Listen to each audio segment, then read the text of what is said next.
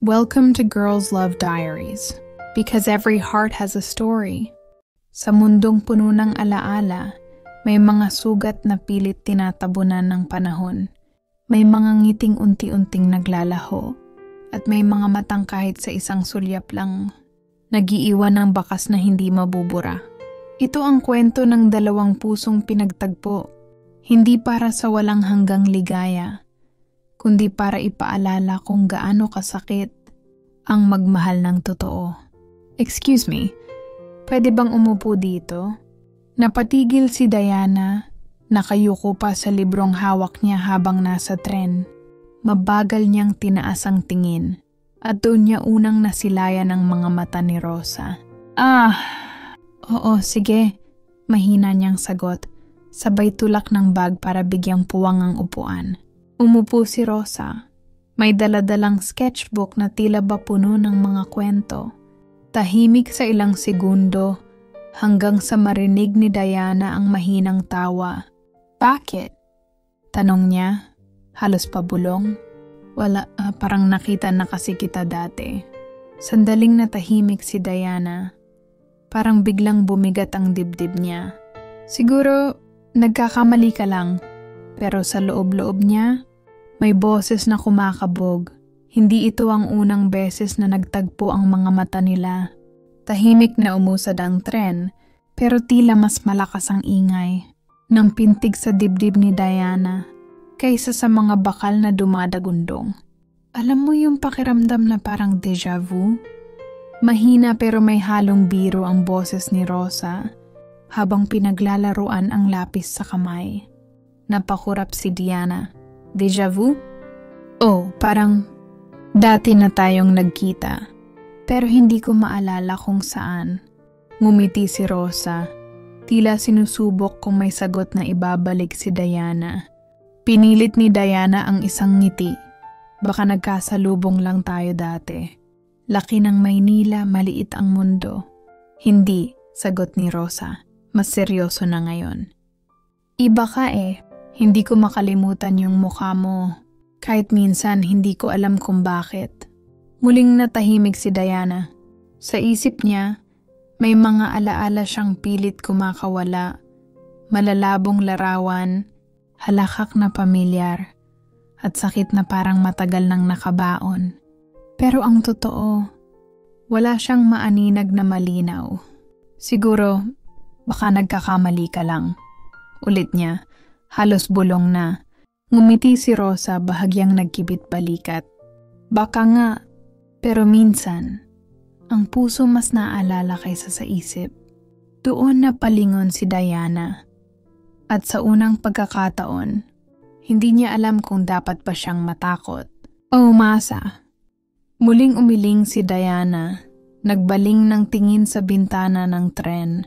Dumaraan ang mga ilaw sa labas, mabilis.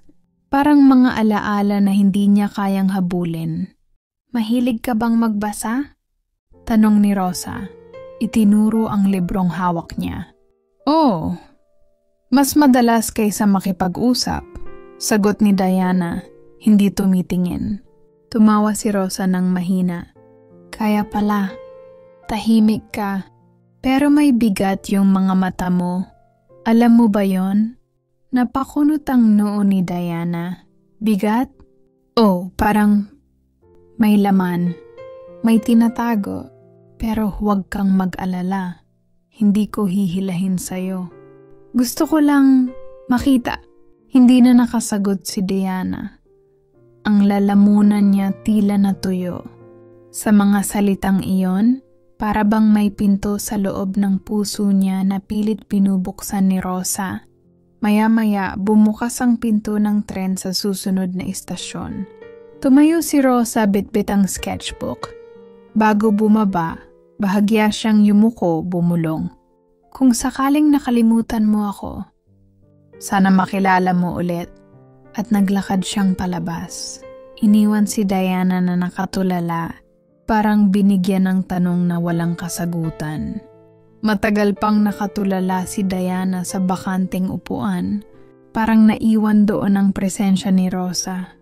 Nang gumalaw ang tren muli, sa kanya lang naalala, Hindi man lang siya nakapagtanong ng pangalan.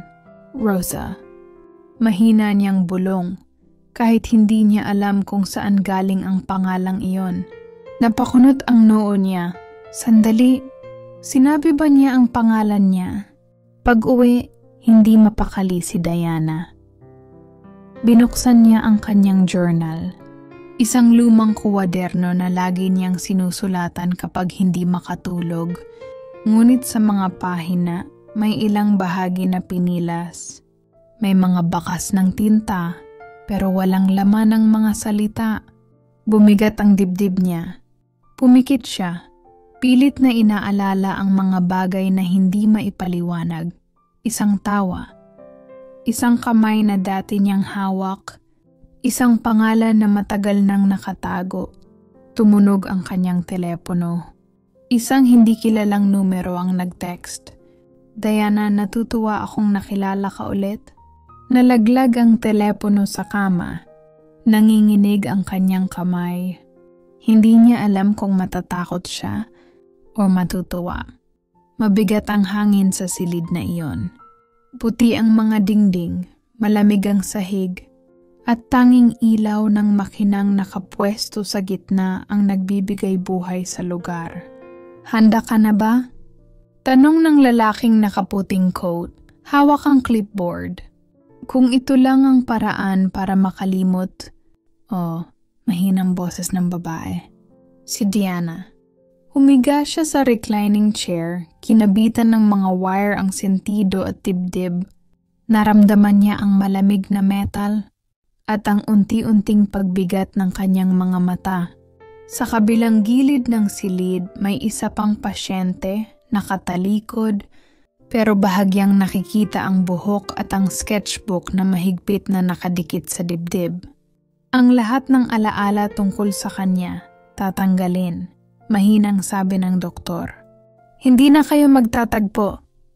Nagbukas si Diana ng bibig, parang may gustong sabihin, pero wala nang lumabas na salita.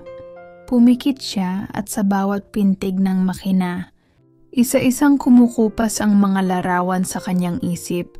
Ang tawa sa ilalim ng ulan, ang mga lihim na bumulong sa dilim, at ang pangalang dati pinakamahalaga. Hanggang sa wala na. Puro blanco na lang. At sa kabilang upuan, sa parehong proseso, may luha na pumatak mula sa mata ng babae. Si Rosa. Sa huling segundo bago tuluyang pumikit, dumaan sa isip ni Diana ang huling pagtatalo nila. Bakit ba ang hirap mong intindihin? Sigaw niya luhaan. Dahil mahal na mahal kita, kaya ako nahihirapan. Sagot ni Rosa, nanginginig ang boses. Nagkalapit sila, ngunit imbes na yakapin, mas lalo silang nagkasakitan. Mga salitang hindi dapat binitiwan, mga sugat na hindi nila napigil. Kung patuloy tayong ganito, masisira tayo, mahina pero matalim na pahayag ni Diana. At sa katahimikan pagkatapos, sila mismo ang nagdesisyon. Hindi dahil hindi sila nagmahal, kundi dahil masyado nilang minahal ang isa't isa hanggang sa naging sakit na lang ang natira. Burahin na lang natin na lahat.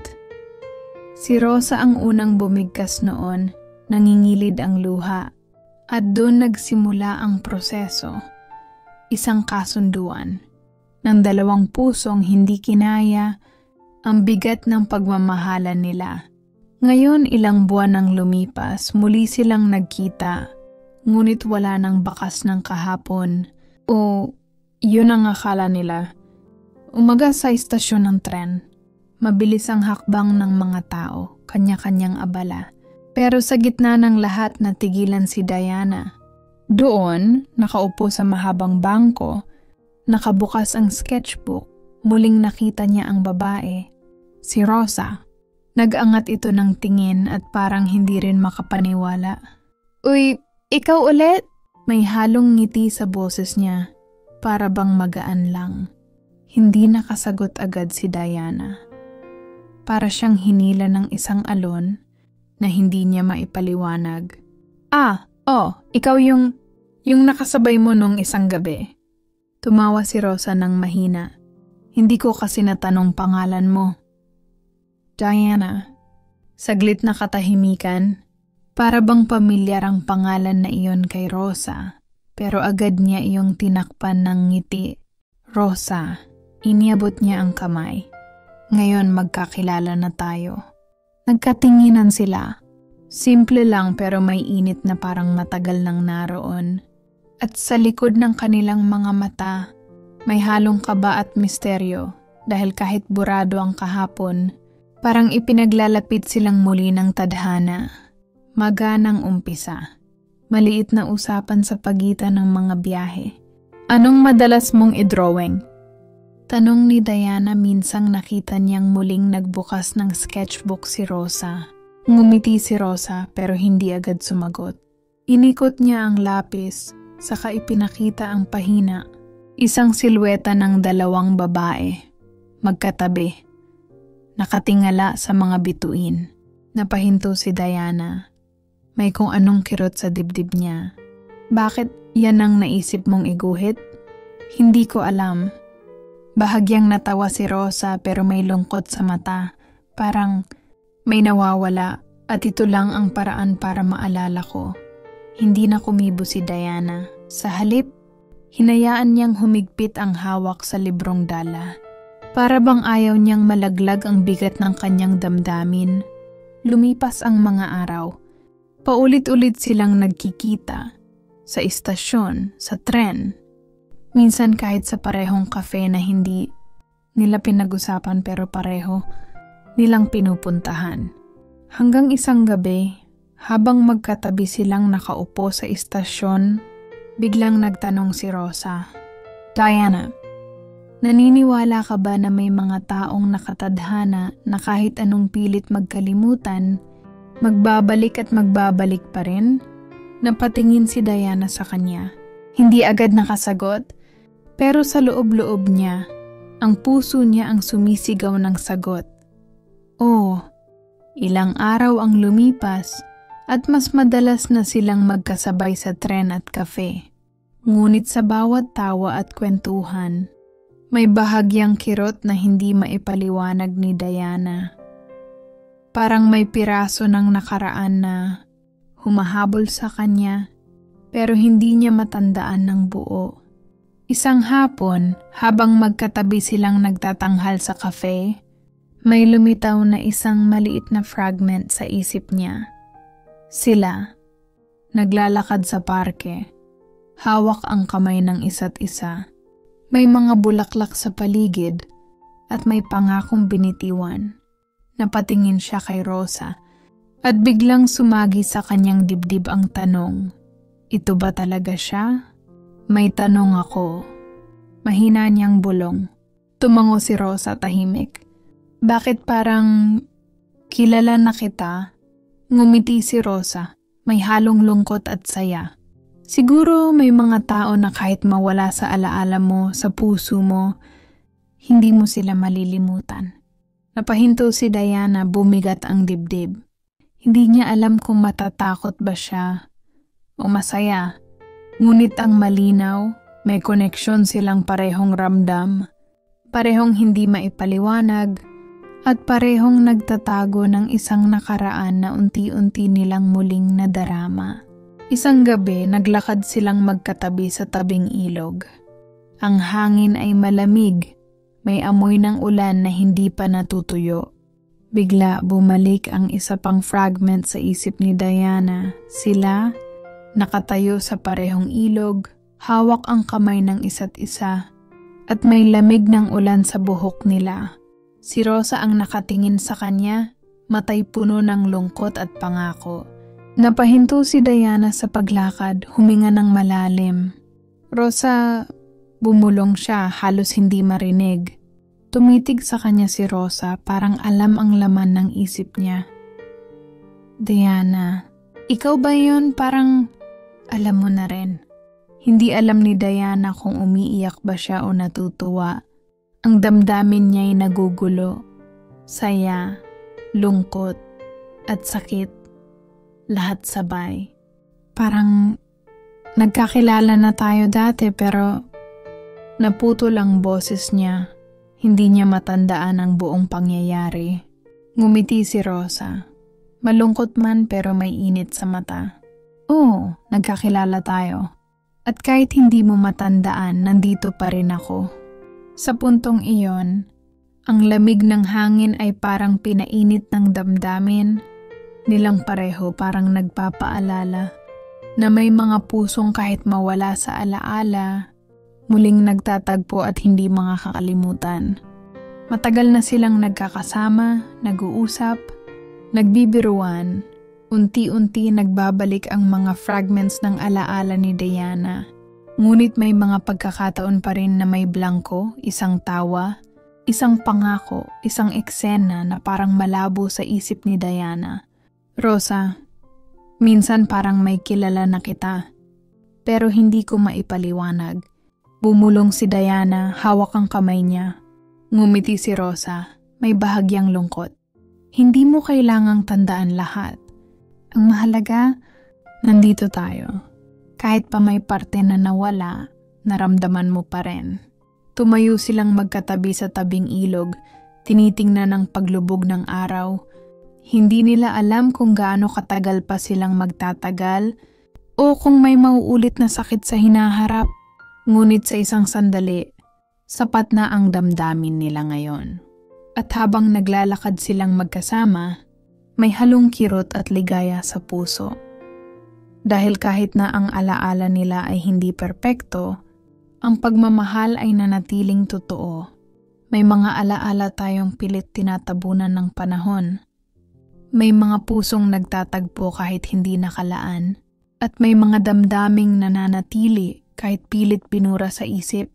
Si Diana at Rosa, natutunan nilang kahit ilang beses pa silang mabura sa alaala ng mundo, ang puso nila ay hindi kailanman nakalimot. Sa bawat muling pagkikita, sa bawat tawa at halakhak, natuklasan nilang ang tunay na pagmamahal ay hindi sinusukat sa alaala, kundi sa lalim ng damdamin kahit hanggang sa huli.